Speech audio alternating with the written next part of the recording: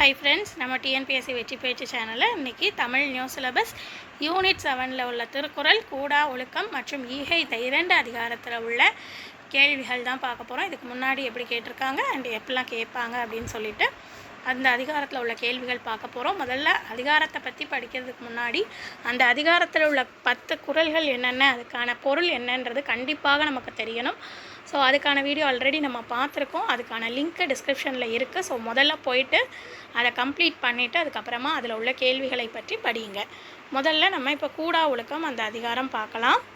ஒழுக்க சீலரை போல உலகத்தை ஏமாற்றும் வஞ்சகரை பார்த்து அவர் உடம்பில் கலந்துள்ள எது சிரித்து கொள்ளும் அப்படின்னு வள்ளுவர் சொல்கிறாரு அப்படின்னா, நிலம், நீர், தீ, காற்று, வெளி, அந்த 5 பஞ்சபூதங்களும் சிரித்து கொள்ளும்.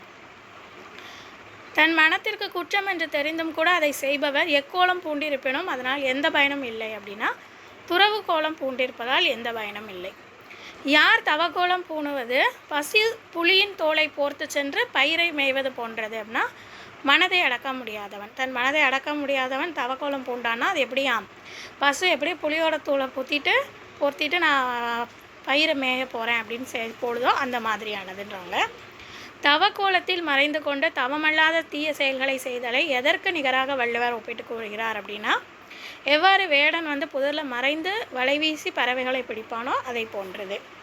பற்றுகளை விட்டுவிட்டதாக பொய் கூறி யாரை ஏமாற்றுபவருக்கு எத்தகைய செயல் புரிந்து விட்டோம் என்று தமக்குத்தாமே வருந்த வேண்டிய துன்பம் சேரும்னா யாருக்கு? உலகை ஏமாற்றுபவருக்கு. உண்மையிலேயே மனதார பற்றுகளை துறக்காமல் துறந்தவரை போல வாழ்கிற வஞ்சகர்களை விட யாரும் இல்லையா, இரக்கமற்றவர் வேறு யாருமே இல்லை அப்படின்னு சொல்கிறாங்க.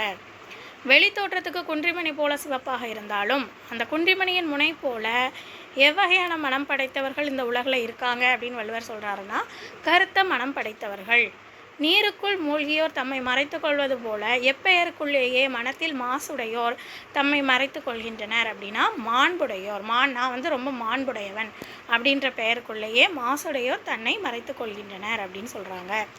மக்களின் பண்புகளை அவர்களது எதனால் நாம் உணர்ந்து கொள்ள முடியும் அப்படின்னா, செயலால் உணர்ந்து கொள்ள முடியும்.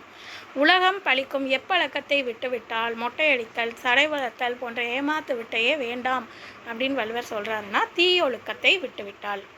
சொற்பொருள் பாருங்கள்.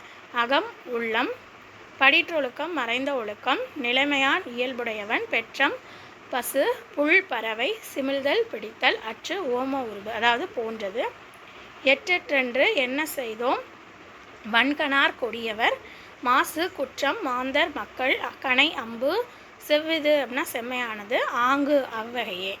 பிரித்தெழுதுக. எற்றென்று அப்படின்னா 8 கூட்டல் 8 கூட்டல் என்று. அடுத்தது ஈகை அந்த அதிகாரம் பார்க்கலாம். முதல்ல 10 திருக்குறள், அதுக்கான பொருள் லிங்க் டிஸ்கிரிப்ஷனில் இருக்குது, போயிட்டு படிச்சுட்டு வாங்க. அதுக்கப்புறம் இதை கண்டினியூ பண்ணுங்கள். ஈகை அப்படின்னு வள்ளுவர் எதை சொல்கிறார் அப்படின்னா, இல்லாதவருக்கு தருவது, தமக்குள்ள வறுமை துன்பத்தை காட்டிக்கொள்ளாமல் பிறருக்கு ஈவது யாருடைய பண்பு அப்படின்னா, உயர்ந்த குடிப்பிறந்தவரின் பண்பு. பசியை பொறுத்து கொள்ளும் நோன்பை கடைபிடிப்பதை விட சிறந்தது எது அப்படின்னா, அந்த பசியில் இருக்கக்கூடிய ஒருத்தருக்கு உணவை கொடுக்கறது. எந்த பண்புடையவருக்கு தம்மை நாடி வரும் இரவலரின் புன்னகை பூத்த முகத்தை கண்டு இன்புறும் வரையில் அவருக்காக இறக்கப்படுவது கூட துன்பமாகவே தோன்றும் அப்படின்னா, ஈதல் பண்புடையவருக்கு. பட்டினி என சொல்லி வந்தவரின் பசியை தீர்ப்பது, தேடிய பொருளை பெருக்காலத்தில் உதவுவதற்கேற்ப சேமித்து வைக்கக்கூடிய எதுன்னு வள்ளுவர் சொல்கிறார் அப்படின்னா, கருவூலம், பிற்காலத்தில் தேவையான அளவுக்கு சேர்த்து வைக்கக்கூடிய கருவூலம் அப்படின்னு. பகிர்ந்து உண்ணும் பழக்கமுடையவர்களை எந்த நோய் அணுகாது அப்படின்னா, பசி என்னும் நோய் அணுகாது. யாருக்கு எதுவும் அளித்திடாமல் ஈட்டிய பொருள் அனைத்தையும் இழந்திடும் ஈவு இரக்கமற்றோர் பிறருக்கு வழங்கி மகிழ்வதில் ஏற்படும் இன்பத்தை அறிய மாட்டார் அப்படின்னா, ஏழை எளியோருக்கு அளிக்காமல் இருப்பவர்களுக்கு. பிறருக்கு ஈவதால் குறையக்கூடும் என்று குவித்து வைத்துள்ளதை தாமே உண்பது அப்படின்றது எதைவிட கொடுமையானதுன்னா, பிறர்கிட்ட இறந்து நிற்பதை காட்டிலும் கொடுமையானது. வறியவருக்கு எதுவும் வழங்க இயலாத மனத்துன்பம் எதைவிட பெரியது. ஒரு வறியவருக்கு நம்மளால் எதுவுமே கொடுக்க முடியலையே அப்படின்ற மனத்துன்பம் எதை விட பெருசான், அவருடைய சாவை விட பெரியது அப்படின்றாங்க.